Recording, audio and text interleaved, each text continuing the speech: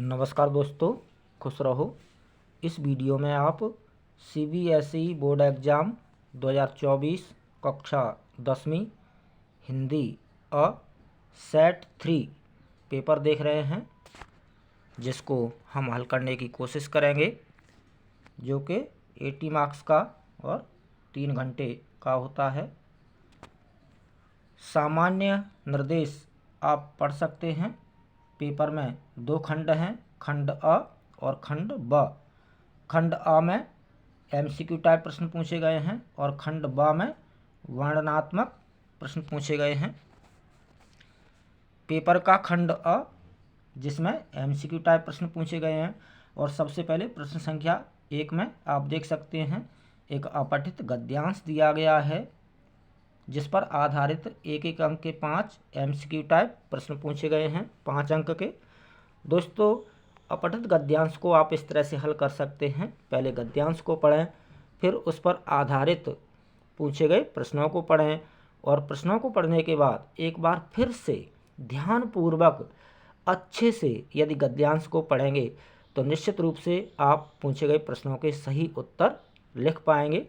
इसी तरह से आप अपठित काव्यांश यानी पद्यांश को भी हल कर सकते हैं। गद्यांश देखिए, बहुत ही सुंदर गद्यांश है। भारत में फिलहाल बिजली का बहुत बड़ा संकट नहीं है, मगर भविष्य की ज़रूरतों और स्वच्छ ऊर्जा की ओर बढ़ने के संकल्पों के तहत केंद्रीय मंत्रिमंडल ने राष्ट्रीय हरित हाइड्रोजन मिशन को मंजूरी दी है। इस मिशन के माध्यम से भारत को ऊर्जा स्वतंत्र बनाने, अर्थव्यवस्था के प्रमुख क्षेत्रों को कार्बन मुक्त करने और वैकल्पिक ईंधन के उत्पादन, उपयोग और निर्यात के एक वैश्विक केंद्र में बदलने की योजना है। इसमें संदेह नहीं कि विकास की राह पर तेजी से आगे बढ़ने की कोशिश करते भारत जैसे देशों के लिए ऊर्जा में स्वावलंबन हासिल करना सबसे बड़ी आवश्यकता है। हमें कारखाने लगाने, उत्पादन बढ़ाने, लाखों करोड़ों युवाओं के लिए रोजगार पैदा करने हैं। लाखों करोड़ों लोगों के लिए, युवाओं के लिए रोजगार पैदा करने हैं। इसके लिए स्वच्छ ऊर्जा की आवश्यकता है, क्योंकि देश में पेट्रोल डीजल की बढ़ती हुई मांग की आपूर्ति हेतु करोड़ों रुपए प्रतिवर्ष सरकार द्वारा खर्च किए जाते हैं। सौर ऊर्जा के क्षेत्र में प्रगति हो रही है। इस प्रकार जनता को राहत दिलाते हुए ऊर्जा स्वावलंबन हासिल किया जा सकता है, बशर्ते कुछ ठोस योजनाओं पर सतर्कता से अमल किया जाए, विशेषकर यह देखते हुए कि हाइड्रोजन स्वच्छ ईंधन है और एक बार दक्षता हासिल होने के बाद इससे अनंत काल तक असीमित ऊर्जा पाई जा सकती है। मगर इसमें कुछ समस्याएं भी हैं।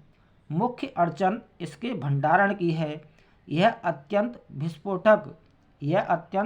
विस्फोटक होने के कारण दुर्घटना का कारण बन सकती है। उम्मीद है राष्ट्रीय हाइड्रोजन मिशन में इससे जुड़ी सभी समस्याओं का समाधान निकाल लिया जाएगा।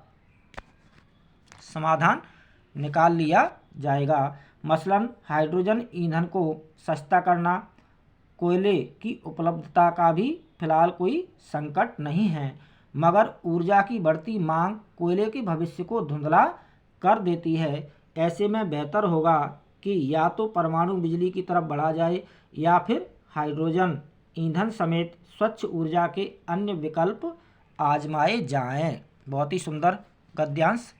अब इस पर आधारित प्रश्न देखिए। पहला प्रश्न, कथन और कारण को पढ़कर उपयुक्त विकल्प चुनिए। कथन है, केंद्रीय मंत्रिमंडल ने राष्ट्रीय हरित हाइड्रोजन मिशन को मंजूरी दी है। कारण, भविष्य की ज़रूरतों को पूरा करने और स्वच्छ ऊर्जा को बढ़ावा देने के लिए ज़रूरी है।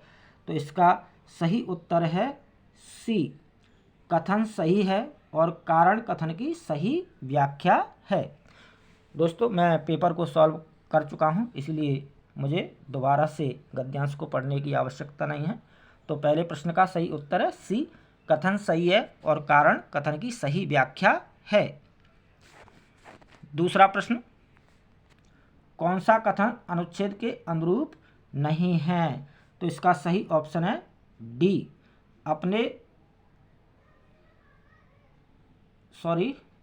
दूसरे का डी, परमाणु बिजली को छोड़ देना चाहिए। कौन सा कथन अनुच्छेद के अनुरूप नहीं है? परमाणु बिजली को छोड़ देना चाहिए, यही अनुच्छेद के अनुरूप नहीं है, बाकी सभी अनुच्छेद के अनुरूप हैं। तो दूसरे प्रश्न का सही उत्तर है डी।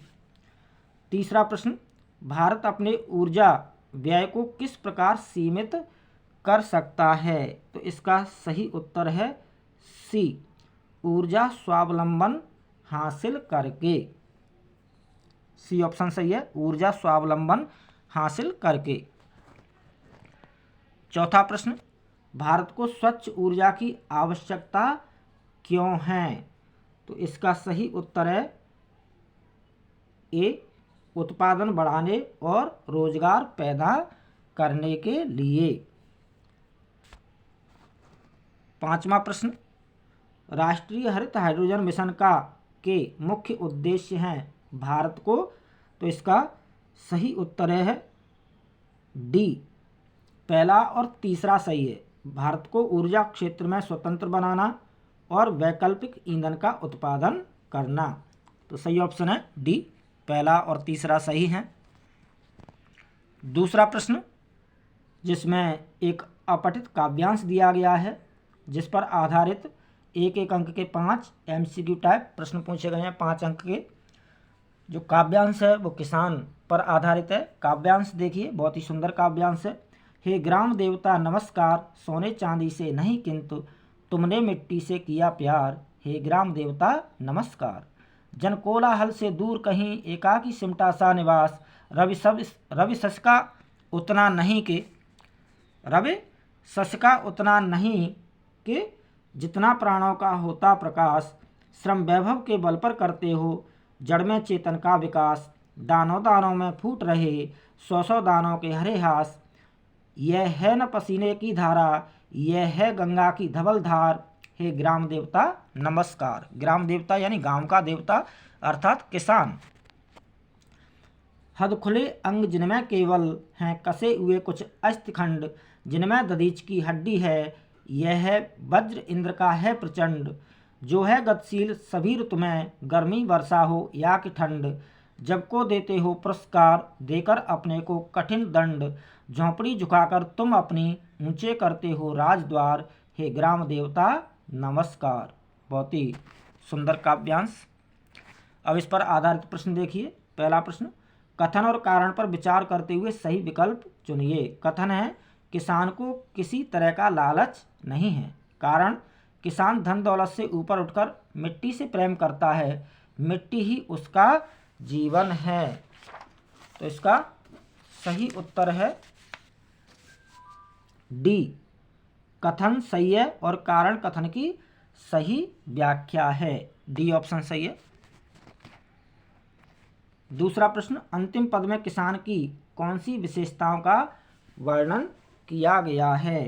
तो इसका सही उत्तर है ए, सहनशीलता उदारता। ए ऑप्शन सही है।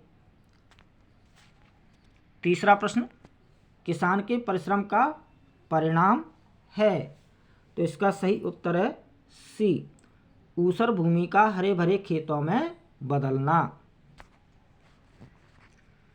चौथा प्रश्न, किसान को कवि ने देवता क्यों कहा है? तो इसका सही उत्तर है डी, अपने श्रम बल से अन्न उपजाकर संसार का पेट भरने के कारण। पांचवा प्रश्न, किसान स्वयं छोटे से घर में संतुष्ट रहता है, यह भाव किन पंक्तियों में आया है? तो इसका सही उत्तर है बी, जन कोलाहल से दूर कहीं एकाकी सिमटा सा निवास। तीसरा प्रश्न, रचना के आधार पर वाक्यवेद पर आधारित 5 में से किन्हीं 4 प्रश्नों का उत्तर देना है, जो कि एक एक अंक के MCQ टाइप 4 प्रश्न 4 अंक के। पहला प्रश्न, स्तंभ 1 को स्तंभ 2 से सुमेलित कीजिए और सही विकल्प का चयन करके लिखिए। तो इसमें आप देख सकते हैं, आज मेरा नया पेंसिल बॉक्स आया है। तो कैसा वाक्य हो गया ये? सरल वाक्य। उसने बताया कि चिड़िया उड़ गई, तो ये कैसा वाक्य है? मिश्र वाक्य। पेड़ कांप रहे थे और बिजली चमक रही थी, एक ऐसा वाक्य हो गया संयुक्त वाक्य। और इसका जो सही विकल्प है वह है आपका बी। पहले में तीसरा, दूसरे में पहला और तीसरे में दूसरा, बी ऑप्शन सही है। दूसरा प्रश्न, निम्नलिखित वाक्यों में प्रयुक्त वाक्य पहचान कर नीचे दिए गए विकल्पों में से सर्वाधिक उपयुक्त उत्तर वाला विकल्प चुनकर लिखिए। संयुक्त वाक्य पहचानना है, संयुक्त वाक्य के जो एग्जाम्पल हैं, तो इसका जो सही उत्तर है वह है सी। दूसरा और चौथा, चिड़िया भाग रही थी और कौए परेशान थे, बारिश हो रही थी लेकिन ओले गिरने बंद हो गए थे। दूसरा और चौथा संयुक्त वाक्य का एग्जाम्पल है। तीसरा प्रश्न, निम्नलिखित में मिश्र वाक्य है, तो इसका सही उत्तर है डी। हमने देखा कि सामने वाले मैदान में हरी हरी घास पर ओले गिर रहे थे, डी ऑप्शन मिश्र वाक्य का एग्जाम्पल है। चौथा प्रश्न, जिस टोली के अधिक बच्चे खिंच जाते हैं उस टोली की हार होती है, इस वाक्य का संयुक्त वाक्य होगा, तो इस वाक्य का संयुक्त वाक्य होगा बी। टोली के अधिक बच्चे खिंच जाते हैं इसलिए टोली की हार होती है, बी ऑप्शन सही है। अगला प्रश्न, महावीर प्रसाद द्विवेदी केवल एक व्यक्ति नहीं थे, वे एक संस्था थे, इस वाक्य का सरल वाक्य होगा, तो इसका सही उत्तर है डी। महावीर प्रसाद द्विवेदी केवल एक व्यक्ति ना होकर संस्था थे। महावीर प्रसाद द्विवेदी केवल एक व्यक्ति ना होकर संस्था थे, डी ऑप्शन सही है। चौथा प्रश्न, वाक्य पर आधारित 5 में से किन्हीं 4 प्रश्नों के उत्तर देने हैं। एक एक अंक के 4 प्रश्न, एमसीक्यू टाइप, 4 अंक के। पहला, स्तंभ 1 को स्तंभ 2 से सुमेलित कीजिए और सही विकल्प का चयन करके लिखिए। तो नागार्जुन को सम्मानित किया गया, तो इसमें कौन सा वाच्य है? कर्मवाच्य। माँ से खड़ा नहीं हुआ जाता, कौन सा वाच्य? भाववाच्य। नागार्जुन यात्री नाम से प्रतिष्ठित हैं, कौन सा वाच्य है? कर्तृवाच्य। और इसका जो सही विकल्प है वह है आपका डी। डी ऑप्शन सही है। पहले में तीसरा, दूसरे में पहला और तीसरे में दूसरा, डी ऑप्शन सही है। पहले में तीसरा, दूसरे में पहला और तीसरे में दूसरा। अगला प्रश्न, निम्नलिखित वाक्यों में भाववाच्य के उदाहरण पहचान कर नीचे दिए गए विकल्पों में से सर्वाधिक उपयुक्त उत्तर वाला विकल्प चुनकर लिखिए। यानी इनमें से भाववाच्य के एग्जाम्पल कौन से हैं? तो इसका सही उत्तर है सी। तीसरा और चौथा ये भाववाच्य के एग्जाम्पल हैं, तो सही ऑप्शन सी। तीसरा प्रश्न, एक चिड़िया हमारी खिड़की पर डरी डरी बैठी थी, यह वाक्य उदाहरण है, तो इसका सही ऑप्शन है बी, कर्तृवाच्य का। उससे वहां बैठा नहीं गया, वाक्य का वाच्य है, तो इसका सही उत्तर है सी, भाववाच्य। अगला प्रश्न, अध्यापक ने बराबर के फासले पर 2 पंक्तियां खींची, इसका शुद्ध कर्मवाच्य होगा, तो इसका सही उत्तर है ए, अध्यापक द्वारा बराबर के फासले पर 2 पंक्तियां खींची गईं, ए ऑप्शन सही है। अगला प्रश्न 5वां, जिसमें पदों में से किन्हीं 4 पदों के पद परिचय के लिए सही विकल्प चुनकर लिखिए। पद परिचय पर आधारित 5 में से 4 प्रश्न, एक एक अंक के, एमसीक्यू टाइप, 4 अंक के। मैथिषण गुप्त को साहित्यिक योगदान के लिए अनेक पुरस्कार मिले और उन्हें सराहा भी गया। अब मैथिषण गुप्त का सही जो पद परिचय है वह है आपका डी, व्यक्तिवाचक संज्ञा, एक वचन, पुल्लिंग, कर्म कारक। अनेक का जो सही पद परिचय है वह है आपका सी, संख्यावाचक विशेषण, बहुवचन, पुल्लिंग, पुरस्कार, विशेष्य। सी ऑप्शन सही है। अगला मिले, मिले का सही पद परिचय है डी, सकर्मक क्रिया, बहुवचन, पुल्लिंग, भूतकाल। सकर्मक क्रिया, बहुवचन, पुल्लिंग, भूतकाल। डी ऑप्शन सही है। उन्हें, उन्हें का सही पद परिचय है बी, अन्य पुरुषवाचक सर्वनाम, पुल्लिंग, आदरार्थक, बहुवचन, कर्म कारक। बी ऑप्शन सही है। अगला भी का सही पद परिचय है ए, निपात, सराहा पर बल दे रहा है। अगला प्रश्न छठवां, अलंकार पर आधारित 5 में से किन्हीं 4 प्रश्नों के उत्तर देने हैं। एक एक अंक के 4 प्रश्न, एमसीक्यू टाइप, 4 अंक के। पहला प्रश्न, निम्नलिखित में मानवीकरण अलंकार का उदाहरण है। तो इसका सही उत्तर है डी, कलियां दरवाजे खोल खोल जब झुरमुट में मुस्काती हैं। यह मानवीकरण अलंकार का एग्जाम्पल है। सही ऑप्शन डी। दूसरा प्रश्न, जिस वीरता से शत्रुओं का सामना उसने किया, असमर्थ हो उसके कथन में मौन ने वाणी ने लिया, इसमें अलंकार निहित है। तो इसका सही उत्तर है सी, अतिशयोक्ति अलंकार। मानो माई घन घन अंतर दामिन में कौन सा अलंकार है। तो इसका सही उत्तर है बी, उत्प्रेक्षा अलंकार। उत्प्रेक्षा अलंकार है। अगला प्रश्न, प्रातः जगावत गुलाब चटकारी दे में कौन सा अलंकार है। तो इसका सही उत्तर है डी, मानवीकरण अलंकार। अगला प्रश्न, सुवर्ण को ढूंढत फिरत कवि व्यभिचारी चोर में अलंकार है। तो इसका सही उत्तर है श्लेष अलंकार। ए ऑप्शन सही है, श्लेष। 7वां प्रश्न, जिसमें एक पठित गद्यांश दिया गया है जिस पर आधारित एक एक अंक के 5 एमसीक्यू टाइप प्रश्न पूछे गए हैं, 5 अंक के। जो गद्यांश है वह बाल गोविंद भगत पाठ से लिया गया है। गद्यांश देखिए, खेती बाड़ी करते परिवार रखते भी बाल गोविंद भगत साधु थे।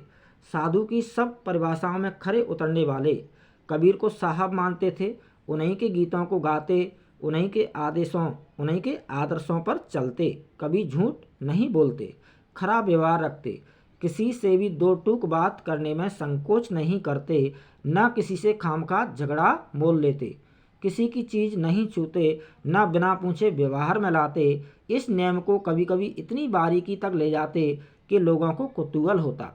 कभी वह दूसरे के खेत में शौच के लिए भी नहीं बैठते। वह गृहस्थ थे लेकिन उनकी सब चीज़ साहब की थी। जो कुछ खेत में पैदा होता सिर पर लाद कर पहले उसे साहब के दरबार में ले जाते, जो उनके घर से 4 कोस दूर पर था। एक कबीरपंथी मठ से मतलब वह दरबार में भेंट रूप रख लिया जाकर प्रसाद रूप में जो उन्हें मिलता उसे घर लाते और उसी से गुजर चलाते। बहुत ही सुंदर गद्यांश। अब इस पर आधारित प्रश्न देखिए। पहला प्रश्न, निम्नलिखित में से कौन सा कथन गद्यांश के अनुरूप नहीं है। तो इसका सही उत्तर है सी, दो टूक बात करने में संकोच करते। यही गद्यांश के अनुरूप नहीं है, बाकी सभी हैं। दूसरा प्रश्न, बाल गोविंद का कबीर को अपना आदर्श मानने का आधार था। कबीर की सही ऑप्शन है सी, स्पष्टवादिता और रूढ़ियों का विरोध। स्पष्टवादिता और रूढ़ियों का विरोध, सही ऑप्शन सी। बाल गोविंद कबीर को अपना मानते थे। तो सही उत्तर है डी, गुरु। हालांकि गद्यांश में साहब शब्द का प्रयोग हुआ है, लेकिन डी ऑप्शन सही है, गुरु। अगला प्रश्न, इस गद्यांश में बाल गोविंद भगत की किन विशेषताओं का उल्लेख किया गया है? तो इसका सही उत्तर है ए, सत्यवादी, स्पष्ट वक्ता, निष्ठावान। ए ऑप्शन सही है। 5वां प्रश्न, कथन और कारण पर विचार करते हुए सही विकल्प चुनिए। कथन है, बाल गोविंद भगत साधु प्रकृति के थे। कारण, गृहस्थ होते हुए भी निर्मोही जीवन व्यतीत करते थे। इसका सही उत्तर है सी, कथन और कारण दोनों सही हैं तथा कारण कथन की सही व्याख्या करता है। सी ऑप्शन सही है। 8वां प्रश्न, गद्य पाठों पर आधारित 2 MCQ टाइप प्रश्न, 1-1 अंक के, 2 अंक के। पहला, लखनवी अंदाज के लेखक ने यात्रा के लिए 2nd क्लास का टिकट क्यों लिया? तो इसका सही उत्तर है सी, नई कहानी के बारे में सोच सकने के लिए। दूसरा प्रश्न, नेताजी का चश्मा पाठ का केंद्र बिंदु है। सही उत्तर है ए, देशभक्ति। 9वां प्रश्न, जिसमें एक पठित पद्यांश दिया गया है जिस पर आधारित 1-1 अंक के 5 प्रश्न पूछे गए हैं, MCQ टाइप 5 अंक के। पद्यांश राम लक्ष्मण परशुराम संवाद से लिया गया है। देखिए, लखन कहा हस हमरे जाना, सुनऊ देव सब धनुष समाना, काछत लाभ जून धन तोरे, देखा राम नैन के भोरे, छुअत टूट रघुपति न दोसु, मुनि बिनु काज करियकत रोसु, बोले चितय परुष की ओरा, रेसठ सुनई स्वभाव न मोरा, बालक बोल बधो नहीं तोई, केवल मुनि जड़ जानई मोही, बाल ब्रह्मचारी अति कोही, विश्व विदित क्षत्रिय कुल द्रोही। बहुत ही सुंदर काव्यांश। अब इस पर आधारित प्रश्न देखिए। पहला, परशुराम ने अपने परिचय में नहीं कहा। तो इसका सही उत्तर है डी, मैं बहुत विद्वान हूँ। यह नहीं कहा, बाकी सब कहा। तो प्रश्न का सही उत्तर है डी।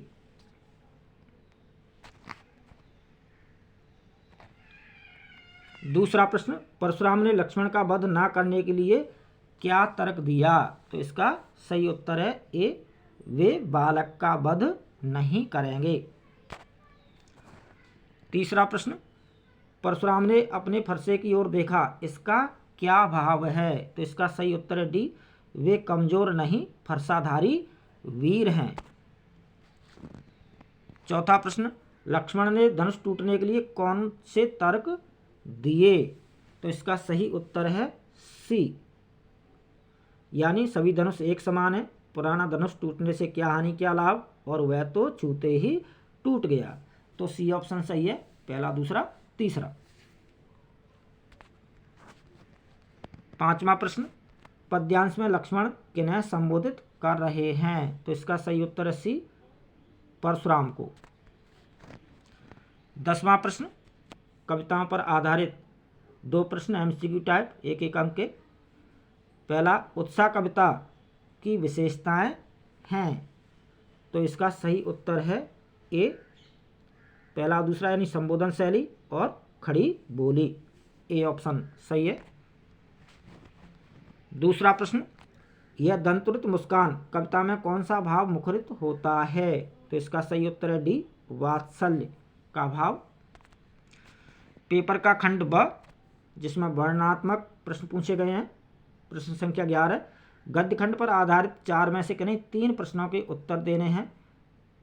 2-2 प्रश्न के 3 प्रश्न, यानी 2-2 अंक के 3 प्रश्न, यानी 6 अंक के प्रश्न। पहला है, हम कैसे कह सकते हैं कि पानवाला कैप्टन का मित्र था?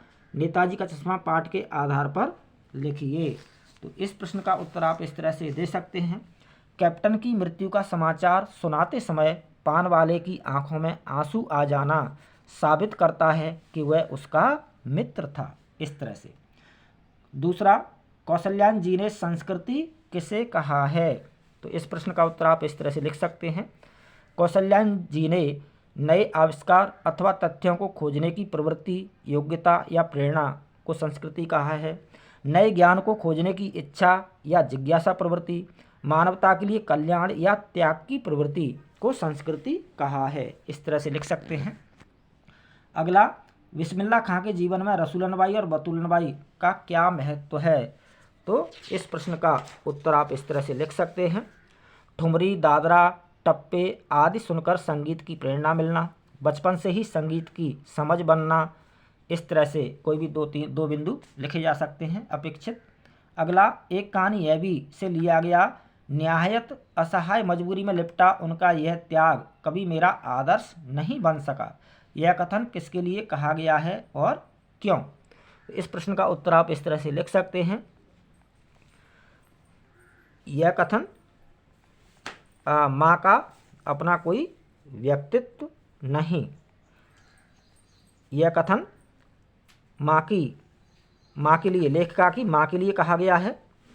इस प्रश्न में दो प्रश्न हैं, किसके लिए कहा गया है और क्यों कहा गया है। तो किसके लिए कहा गया है? लेखिका की माँ के लिए कहा गया है। क्यों? क्योंकि माँ का अपना कोई व्यक्तित्व नहीं, पिता की हर आज्ञा तथा बच्चों की हर जिद को अपना फर्ज समझकर स्वीकार करना, असीमित सहिष्णुता एवं त्याग की प्रवृत्ति, अधिकारों के प्रति जागरूकता का अभाव। कोई भी दो बिंदु लिखे जा सकते हैं इस तरह से। अगला प्रश्न 12वां, कविताओं पर आधारित 4 में से किन्हीं 3 प्रश्नों के उत्तर देना है। 2-2 अंक के 3 प्रश्न यानी 6 अंक के। पहला, निराला ने फागुन मास के सौंदर्य का वर्णन किया है, आप फागुन में अपने आसपास के सौंदर्य का वर्णन कीजिए। तो इस प्रश्न का उत्तर आप इस तरह से लिख सकते हैं, वातावरण पुष्पित एवं सुगंधित होता है, पेड़ों पर नए नए पत्ते यानी कोपलें निकल आती हैं, प्रकृति और परिवेश का नई उमंग और सौंदर्य से भर जाना। कोई भी दो बिंदु इस तरह से लिखे जा सकते हैं। अगला, मुख्य गायक गायिकाओं की सफलता उनके संगतकारों पर निर्भर करती है, स्पष्ट कीजिए। तो इस प्रश्न का उत्तर आप इस तरह से लिख सकते हैं, मुख्य गायक की आवाज़ में अपनी आवाज़ मिलाकर उसे सशक्त बनाना, कठिन तानों के बीच गायन को संभाल लेना, तार सप्तक में मुख्य गायक के थके हुए स्वर को संभाल लेना, मुख्य गायक को अकेला न पड़ने देना। कोई भी दो बिंदु इस तरह से लिखे जा सकते हैं अपेक्षित।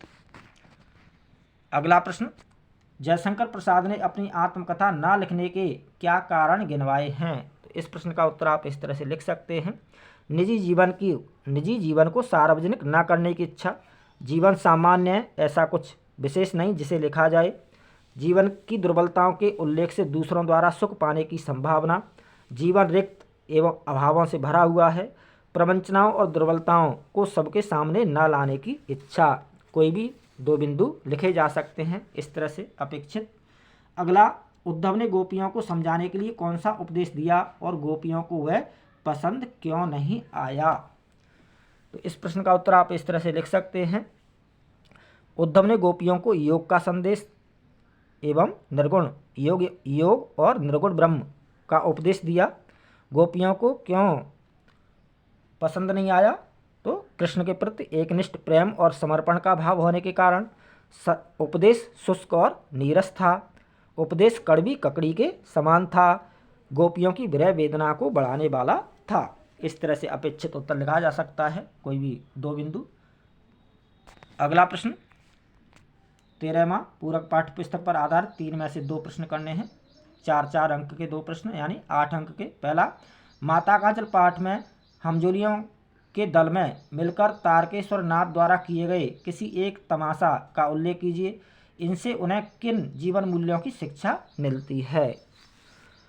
तो इस प्रश्न का उत्तर आप इस तरह से लिख सकते हैं, रंगमंच बनाकर नाटक करना, मिठाइयों की दुकान लगाना, बारात का जुलूस निकालना, खेती करना, घरौंदा बनाना, इस तरह से। और जीवन मूल्य, सामाजिक सहयोग की भावना, प्रकृति से जुड़ाव, संस्कृति से परिचय, रचनात्मकता का आनंद। कोई भी 2 अपेक्षित बिंदु लिखे जा सकते हैं। तो इस प्रश्न में 2 प्रश्न हैं, ये माता का आंचल पाठ में हमजोलियों के दल में मिलकर तारकेश्वरनाथ द्वारा किए गए किसी एक तमाशे यानी खेल का उल्लेख करना है। तो बहुत सारे खेल जैसे रंगमंच बनाकर नाटक करना, मिठाई की दुकान लगाना, बारात का जुलूस निकालना, खेती करना, घरौंदा बनाना, किसी भी एक का उल्लेख किया जा सकता है। और किन जीवन मूल्यों की शिक्षा मिलती है? तो सहयोग की भावना, प्रकृति से जुड़ाव, संस्कृति से परिचय, रचनात्मकता का आनंद। इस तरह से कोई भी 2 अपेक्षित 2-3 बिंदु लिखे जा सकते हैं। अगला प्रश्न प्रदूषण के कारण प्रकृति का रूठना किन रूपों में दिखाई पड़ रहा है और प्रदूषण से बचने के लिए आपकी क्या भूमिका हो सकती है? सानासान हाथ जोड़ पाठ के संदर्भ में उत्तर लिखिए। तो इस प्रश्न का उत्तर आप इस तरह से लिख सकते हैं।